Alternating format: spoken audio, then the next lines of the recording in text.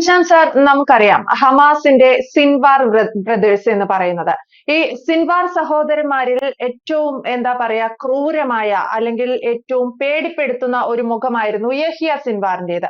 യഹിയ സിൻവാറിനെ കുറച്ച് മാസങ്ങൾക്ക് മുൻപ് തന്നെ ഇസ്രയേലിന്റെ ഡ്രോൺ തീർത്തിരുന്നു. ഇസ്രയേൽ ഡ്രോൺ എവിടെയുണ്ട് യഹിയ സിൻവാർ എന്ന് കൃത്യമായി കണ്ടുപിടിച്ച് ആക്രമിച്ച് വധിച്ചിരുന്നു. ആ ദൃശ്യങ്ങൾ ലോകം മുഴുവൻ സോഷ്യൽ മീഡിയയിലൂടെ വ്യാപകമായി വൈറലുമായിരുന്നു. അതിനുശേഷം യഹിയ സിൻവാറിന്റെ തന്നെ സഹോദരനായ മുഹമ്മദ് സിൻവാർ, അതേപോലെ സക്കറിയ അൽ സിൻവാർ, ഇവര് രണ്ടുപേരെയും കൂടെ വധിച്ചു എന്നാണ് ഇസ്രയേൽ പറയുന്നത്. പക്ഷേ ഹമാസ് ആ ആരോപണം നിരോധിക്കുകയാണ്. ഇതിനുശേഷമാണ് കരയാക്രമണം, ഇസ്രയേൽ ഗാസ കരയാക്രമണം അതിരൂക്ഷമായിരിക്കുന്നത്. ഹമാസ് പ്രകോപനപരമായ ചില നിലപാടുകൾ ഇസ്രയേൽ എടുക്കുന്നു. സിൻവാർ ബ്രദേഴ്സ് എല്ലാവരും കൊല്ലപ്പെട്ടു എന്ന് പറയുമ്പോൾ ഇസ്രയേൽ അതേ ആരോപണത്തിൽ ഉറച്ചു നിൽക്കുന്നു. ഇതാണ് ഈ കരയാക്രമണം കൂടുതൽ രൂക്ഷമാകാൻ ഇടയായത്. കുറച്ച് മണിക്കൂറുകൾക്കിടയിൽ 100-ലേറെ പേർ, ഏകദേശം 150ഓളം പേർ കൊല്ലപ്പെട്ടു എന്നുള്ള വാർത്തകളാണ് പുറത്തു വരുന്നത്. ഇസ്രയേൽ ഗാസ സംഘർഷം അതിരൂക്ഷമാകുമ്പോൾ ഇസ്രയേൽ പറയുന്ന ചില കാര്യങ്ങളെ ഹമാസ് എതിർക്കുമ്പോൾ, അല്ലെങ്കിൽ അത്തരക്കാർ കൊല്ലപ്പെട്ടിട്ടില്ല എന്ന് പറയുമ്പോൾ ഇതിങ്ങനെ തുടർന്നു പോകാൻ, നീണ്ടു പോകാനല്ലേ സാധ്യത കരയാക്രമണം? തീർച്ചയായിട്ടും ഇത് വെടിനിർത്തൽ കരാർ ലംഘനത്തിന് ശേഷം വീണ്ടും യുദ്ധം തുടങ്ങുകയും ആ യുദ്ധം പൂർവാധികം പണ്ടുള്ളതിനെക്കാട്ടിൽ ഓരോ ദിവസവും ശക്തി പ്രാപിക്കുന്നതായിട്ടാണ് നമുക്ക് നിരീക്ഷിക്കുമ്പോൾ മനസ്സിലാവുന്നത്. ഇപ്പം അവിടെ ഈ പറഞ്ഞതുപോലെ ഏത് കാരണം എന്നൊന്നില്ല, അവര് പറയുന്ന യഹിയ സിൻവറിലെ ചുള്ളിപ്പടി ഒരു മിസൈലിനെ അടിച്ചു കളഞ്ഞ പാർട്ടി, എന്നിട്ട് അത് ഇവിടുത്തെ നമ്മുടെ കേരളത്തിൽ ചില ആൾക്കാരൊക്കെ ഉണ്ട്, ചുള്ളിപ്പടി കൊണ്ട് മിസൈൽ വന്നപ്പോൾ ധൈര്യപൂർവ്വം അടിച്ചു കളഞ്ഞ ആളിനെ കണ്ടു, അവന്റെ അണ്ണാക്കി മിസൈൽ കയറിയ കാര്യമല്ല പറയുന്നത്, ചുള്ളിക്കമ്പുകൊണ്ട്. ഇവിടുത്തെ കുറെ ഇസ്ലാമിസ്റ്റുകൾ അന്ന് ഇത് മൊത്തം ഇതിന് സ്റ്റാറ്റസ് ഒക്കെ ഇട്ടിട്ട് വലിയ വലിയ ആളാണ്, ഇപ്പൊ സ്വർഗത്തിലുണ്ട് പുള്ളി. ആ രീതിയിലുള്ള ആൾക്കാർ, അവരുടെ വീട്ടുകാരെ കൊന്നു എന്നുള്ളതാണ്. ഇവര് പറയുന്നു കൊന്നു, മറ്റവർ പറയുന്നു കൊന്നില്ല. കൊന്നില്ലെങ്കിൽ കൊന്നില്ല, നീ വഴക്കുണ്ടാക്കാതെ എന്നുള്ളത് വിചാരിക്കണ്ട. കൊന്നില്ല എന്ന് ഞങ്ങൾ പറയും, ഇയാൾ എന്തിനാ കൊന്നെന്ന് പറയുന്നതെന്ന് പറഞ്ഞിട്ട് പ്രശ്നം ഉണ്ടാക്കുക. ഏതായാലും എവിടെ ഇരുന്നാലും അവരവിടെ കയറി കൊല്ലുന്നുണ്ട്. മരിച്ചാവാനും തയ്യാറായി നിൽക്കുക.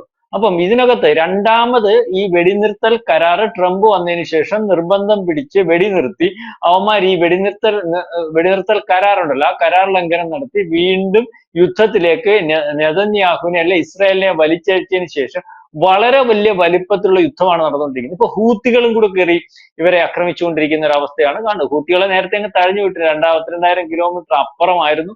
ഹൂത്തികൾ നേരിട്ടുള്ള ആക്രമണമില്ലായിരുന്നു. ഈ പറയുന്ന ഹമാസും അല്ലെങ്കിൽ മറ്റേ ഈ വേറെ ചില പ്രോക്സികൾ ഉണ്ടായിരുന്നു, അവരുമായിരുന്നല്ലോ നേരിട്ടുള്ള ആക്രമണം ഒക്കെ നടത്തിയിരുന്നത്. ഹൂത്തികളും കൂടെ കഴിഞ്ഞ ദിവസം ഹൂത്തികൾ ഏറ്റവും വലിയ ഒരു ഇസ്രായേലിന്റെ വിമാനത്താവളത്തിൽ അവിടുന്ന് ഒരു ബാലിസ്റ്റിക് മിസൈൽ വിടുകയും വിമാനത്താവളത്തിനകത്ത് ആളപായമില്ലെങ്കിൽ വിമാനത്താവളത്തിനകത്ത് ഏതാണ്ട് വലിയ ഗർത്തം ഉണ്ടാവുകയും കുറച്ച് നാശനഷ്ടമൊക്കെ ഉണ്ടാവുകയും ചെയ്തു. അതായത് താർ സംവിധാനവും ആൻഡോ സംവിധാനത്തിനെയും ഒക്കെ മറികടന്നാണ് ഇത് വന്നിരിക്കുന്നത്. വീണ്ടും ആക്രമിക്കുമെന്നാണ് ഇന്നലെ പറഞ്ഞിരിക്കുന്നത്. അതവിടെ നിൽക്കട്ടെ. 60,000-ഓളം പട്ടാളക്കാരും ഏറ്റവും ആധുനികമായിട്ട് സജ്ജീകരിച്ചിരിക്കുന്ന ടാങ്കറുകളും കയറി ഈ പറയുന്ന ഹമാസിനെ ആ പ്രദേശത്ത് കയറി വളരെ ക്രൂരമായിട്ട് കൊന്നൊടുക്കിക്കൊണ്ടിരിക്കുകയാണ്. അറേബ്യൻ രാജ്യങ്ങളും അല്ലെങ്കിൽ മറ്റ് ലോക രാജ്യങ്ങളും ഒക്കെ ആശങ്ക പ്രകടിപ്പിക്കുമ്പോഴും, അല്ലെങ്കിൽ ഇത്തരത്തിൽ അവിടത്തേക്കുള്ള ഭക്ഷണവും വെള്ളവും മറ്റും സാധാരണക്കാർക്ക് ഉൾപ്പെടെയുള്ളത് നിരോധിച്ചുകൊണ്ട് ഗാസയിൽ നടത്തുന്ന ആക്രമണത്തെ അപലപിക്കുമ്പോൾ ഇസ്രായേൽ ഇതൊന്നും മൈൻഡ് ചെയ്യാതെ യുദ്ധത്തിലേക്ക് പൊയ്ക്കൊണ്ടിരിക്കുകയാണ്. അവര് പറയുന്നത്, ഖത്തറിൽ അതിന്റെ ഈ ചർച്ച നടക്കുന്നുണ്ട്, ഹമാസും അല്ലെങ്കിൽ ഇസ്രായേലും കൂടി. അവിടെ 9 ബന്ദികളെ വിട്ടുകൊടുക്കാമെന്നാണ് ഈ ഹമാസ് എന്ന് പറയുന്നവന്മാർ പറയുന്നത്. 58 ബന്ദികളോളം ഇപ്പോഴും ഇവരുടെ കയ്യിലുണ്ട്. 9 ബന്ദികളെ വിട്ടുകൊടുക്കുന്നതിന് വേണ്ടി 60 ദിവസത്തെ വെടിനിർത്തൽ. ഈ 60 ദിവസത്തെ വെടിനിർത്തൽ എന്തോന്നറിയാം? 60 ദിവസം കൊണ്ട് ഇവർക്ക് റീചാർജ് ചെയ്തു വേണം. ഈ വെടിനിർത്തൽ, ഇത് പാലസ്തീൻ അല്ല വിഷയം. ഇസ്രായേൽ എന്ന് പറയുന്ന രാജ്യത്തിനെതിരെ യുദ്ധം ചെയ്യുന്നതിന് വേണ്ടി പരസ്യമായിട്ടല്ലെങ്കിൽ, പണ്ട് പരസ്യമായിട്ട് അറബി രാജ്യങ്ങൾ യുദ്ധം ചെയ്യുമായിരുന്നല്ലോ. ഇപ്പൊ പരസ്യമായിട്ട് ചെയ്യാൻ പറ്റാത്ത ഒരു അവസ്ഥയുണ്ട്. കാരണം ഇസ്രായേലിന്റെ ഭാഗമായിട്ട് അമേരിക്ക ഉൾപ്പെടെയുള്ള ലോക രാജ്യങ്ങളുണ്ട്. അല്ലെങ്കിൽ അമേരിക്കയും ഇസ്രായേലും ഒറ്റക്കൈയായിട്ട് നിൽക്കുന്നു. അമേരിക്കയുടെ ഭാഗമായിട്ട് നിൽക്കുന്ന അറേബ്യൻ രാജ്യങ്ങളും ഈ പറയുന്ന നാറ്റോ രാജ്യങ്ങളും അതിനകത്തെല്ലാം ഈ ഇസ്രായേലിനെ തകർക്കണമെന്ന് മനസ്സുകൊണ്ട് ആഗ്രഹിക്കുന്ന തുർക്കി പോലെയുള്ള രാജ്യങ്ങളുണ്ട്.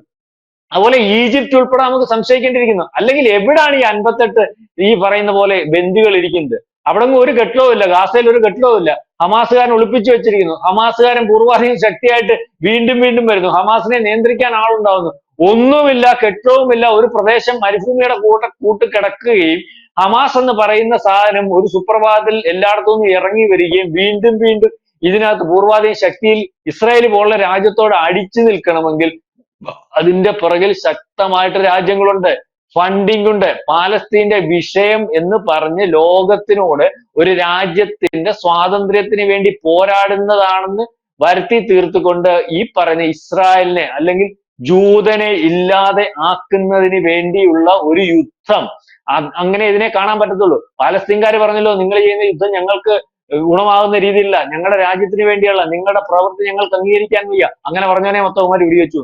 അവിടെ പ്രകടനം നടന്നു. അതായത് ആ രാജ്യത്തിനകത്തെ സാധാരണക്കാർക്ക് വേണ്ടി എന്ന് പറയുമ്പോൾ ആ സാധാരണക്കാരന് ഒരു നീതിയും അല്ലെങ്കിൽ കിട്ടുന്നില്ല. അവന് വേണ്ടി ലോക രാജ്യങ്ങൾ കൊടുക്കുന്ന ഭക്ഷണം പോലും യുവമാർ തട്ടിയെടുത്ത് ചില കടകൾ അതുപോലുള്ള സൂപ്പർ മാർക്കറ്റ് പോലുള്ളടത്ത് വെച്ചിട്ട് അത് വിൽക്കുക. മനസ്സിലാവുന്നുണ്ട്? അപ്പൊ ആ രീതിയിൽ ഈ രീതിയിലാണ് കാര്യങ്ങൾ നടക്കുന്നത്. അപ്പൊ സ്വാതന്ത്ര്യ സമര പോരാളികളെന്നൊക്കെ ഈ പറയുന്ന ഇസ്ലാമിസ്റ്റുകൾ വിളിക്കുമ്പോൾ, ഏറ്റവും വലിയ ഉച്ചത്തിൽ നമ്മുടെ നാട്ടിൽ നിന്ന് ആൾക്കാർ വിളിക്കുമ്പോൾ, ഇവരെ ഈ സാധാരണക്കാരന് വേണ്ടിയല്ല ഈ യുദ്ധം ഒരിക്കലും അവർ നിർത്താൻ താല്പര്യപ്പെടുന്നത്. യുദ്ധമാണ് അവരുടെ വരുമാനം. ഇത് നമ്മൾ പറയും കൂലിത്തല്ലുകാരന്റെ ജോലി യുവമാർക്കുള്ളത്. യുവമാരെ നിലനിർത്തിയിരിക്കുന്നതെന്ന് പറഞ്ഞാൽ നേരിട്ട് ഇടപെടാൻ വയ്യാത്ത ഇതുപോലെ നമ്മൾ ഇപ്പം തന്നെ പാകിസ്ഥാനെ ഉപയോഗിച്ച് ഇന്ത്യ ആക്രമിക്കുന്നത് എന്തിനാ? പാകിസ്ഥാൻ എന്ന് പറഞ്ഞാൽ ഒരു പ്രോക്സിയാ. ശരിക്കും പറഞ്ഞാൽ ചൈനയുടെ പ്രോക്സിയാ. അല്ലെങ്കിൽ ഈ ബംഗ്ലാദേശും പാകിസ്ഥാനും ഒക്കെ ഇപ്പൊ പ്രോക്സി ഗ്രൂപ്പുകൾക്ക് സമമായിട്ടുള്ള രാജ്യങ്ങളാ. ഈ പാകിസ്ഥാന്റെ പുറകിലാരാ? ചൈനയാ. പാകിസ്ഥാന്റെ പുറകിലാരാ? അമേരിക്കയാ. അപ്പൊ അവർക്ക് എന്താ ആവശ്യം? ഇന്ത്യയെ പോലുള്ള ഡെവലപ്പ് ചെയ്യുന്ന ഒരു കൺട്രിയുടെ എക്കണോമിക്കൽ ഗ്രോത്തും അതിന്റെ ഡെവലപ്മെന്റ്സിന് ഉതകാത്ത രീതിയിലേക്കുള്ള കാര്യങ്ങൾ ഉരുത്തിരിക്കണം. അതിനുവേണ്ടി ഈ പറയുന്നത് പോലെ ആൾക്കാർ. അതുപോലെ തന്നെയാണ് ഇസ്രായേൽ എന്ന് പറയുന്ന രാജ്യത്തെ അല്ലെ ജൂതനെ അവനെ ഇല്ലായ്മ ചെയ്യുന്നതിന് വേണ്ടി രാജ്യങ്ങൾ നേരത്തെ താല്പര്യം അറിയിച്ചിരുന്നു. ആ രാജ്യങ്ങളെല്ലാം ആ താല്പര്യം അറിയിച്ചതിന്റെ താല്പര്യത്തിൽ നിന്നിരുന്നു ആ അറബി രാജ്യങ്ങൾ. ആ താല്പര്യത്തിന് ഉതകുന്ന രീതിയിലേക്ക് അല്ലെങ്കിൽ വീണ്ടും ഫൈറ്റ് ചെയ്താൽ ഈ രാജ്യങ്ങളെല്ലാം നേരിട്ട് നശിപ്പിക്കാൻ കപ്പാസിറ്റി ഉള്ള രാജ്യമാണ് ഇസ്രായേൽ എന്ന് കണ്ടുകൊണ്ട് അവരതിന് പ്രോക്സികൾ ഉണ്ടാക്കുന്നത്. ഇറാൻ മാത്രമേ അതിനകത്ത് വ്യക്തത വരുത്തിയുള്ളൂ. ഇറാന്റെ പ്രോക്സികളാണ് ഈ പറയുന്ന ഹമാസും ഹിസ്ബുള്ളയും അല്ലെ പറയുന്ന ഹൂത്തികളും ഒക്കെ. കാരണം അത് മനസ്സിലായിട്ടുണ്ട്. അപ്പൊ ഇറാനെ ആക്രമിച്ച ഒരു പരിവാക്കിയപ്പോൾ ബാക്കി ഇതുപോലെ ഇറാന്റെ അതേ മാനസികാവസ്ഥയുള്ള അറബി രാജ്യങ്ങൾ വളരെ കൂടുതലായിട്ട് ഒളിച്ചിരിക്കുന്നുണ്ട്. അവരാണ് ഇവരുടെ പ്രൊമോട്ടേഴ്സ്. അത് മനസ്സിലാക്കിയാണ് ഈ പറയുന്ന ഇസ്രായേൽ ആര് പറഞ്ഞാലും കേൾക്കാതെ ഈ പറയുന്ന ഹമാസിനെയും ഹിസ്ബുള്ളയും ഹൂത്തികളെയും ഒക്കെ തീർക്കുന്നതിന് വേണ്ടി തയ്യാറായിരിക്കുന്നത്. ഒരുപക്ഷെ ഈ ഖത്തറിലാണ് കഴിഞ്ഞ ദിവസം ചർച്ച നടന്നത്. ആ ചർച്ചയ്ക്കൊന്നും വഴങ്ങുന്ന ഒരു അവസ്ഥയിൽ മാത്രവുമല്ല, ട്രംപിന്റെ ചില നിലപാടുകളോട് ഇപ്പൊ ഇസ്രായേൽ അതൃപ്തി അറിയിച്ചു എന്നാണ് നമുക്കറിയാൻ സാധിക്കുക. കാരണം കഴിഞ്ഞ ദിവസം ഈ യുദ്ധത്തിന്റെ കാര്യങ്ങൾ സംസാരിക്കാൻ ട്രംപിന്റെ ഇടനിലക്കാരൻ അമേരിക്കയുടെ ഭാഗമായിട്ട് വന്ന ആൾക്കാർ സംസാരിച്ചിട്ട് ഹമാസ് അവര് പറഞ്ഞ കാര്യങ്ങൾ കേൾക്കുകയും ഇസ്രായേൽ പറയുന്ന കാര്യം കേൾക്കാതിരിക്കുകയും ചെയ്യുന്ന ഒരു അവസ്ഥയും കൂടെ നമ്മൾക്ക് വാർത്തകൾ കൂടി വരുന്നുണ്ട്. അതുപോലെ ഇതേ സമയം തന്നെ യുദ്ധം നിർത്തും അല്ലെങ്കിൽ യുക്രൈനുമായിട്ടുള്ള റഷ്യയുമായിട്ടുള്ള യുദ്ധമൊക്കെ നിർത്തുമെന്ന് ട്രംപ് പറയുമ്പോൾ ട്രംപ് ഇപ്പൊ നമുക്ക് ഈ കുതിരോട്ടമ്പൂന്റെ അവസ്ഥയാണ്. ട്രംപ് ഇപ്പൊ ശരിയാക്കി തരാം എന്ന് പറയുന്നത് ഒന്നും ശരിയാവുന്നില്ല. ഈ പറയുന്ന ഇസ്രായേലിന്റെ വിഷയം ഇപ്പൊ ശരിയാക്കി തരാം, പശ്ചിമേഷ്യയിലെ യുദ്ധം ഇപ്പൊ നിർത്തും എന്ന് പറഞ്ഞ ഏതവസ്ഥ. അതുപോലെ തന്നെ ഇന്ന് 124 ഡ്രോണുകൾ ഒരുമിച്ച് റഷ്യ ഉക്രൈന്റെ പുറത്ത് പതിപ്പിച്ചിരിക്കുകയാണ്.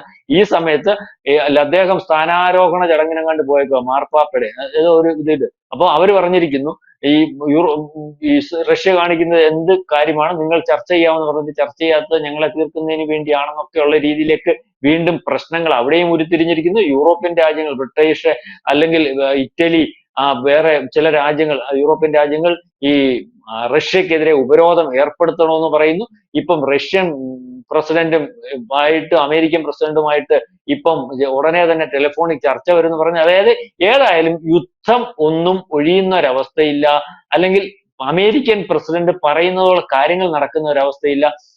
ഇസ്രായേൽ ആര് പറഞ്ഞാലും കേൾക്കാത്ത രീതിയിലേക്ക് അവരുടെ താല്പര്യം അവരുടെ സുരക്ഷയ്ക്കും വേണ്ടി യുദ്ധം ചെയ്തുകൊണ്ടിരിക്കുകയാണ്. ഇപ്പൊ നമ്മൾ ഇന്നത്തെ ദിവസം താറ്റം ഏതാണ്ട് 150ഓളം പേർ, ഈ കഴിഞ്ഞ 3 ദിവസമായിട്ട് 300 പേരോളം, ഒരാഴ്ചയായിട്ട് ഏതാണ്ട് 500നും 600നും ഇടയ്ക്ക് ഏതാണ്ട് 600ഓളം ആൾക്കാർ മരിച്ചു വീഴുന്ന ഒരവസ്ഥ. വളരെ വലിയ വലിപ്പത്തിൽ ഇസ്രായേലിന്റെ കരയുദ്ധം ഏറ്റവും ആധുനികമായിട്ട് ടാങ്കറുകൾ ഉപയോഗിച്ച് മുന്നേറുന്നു.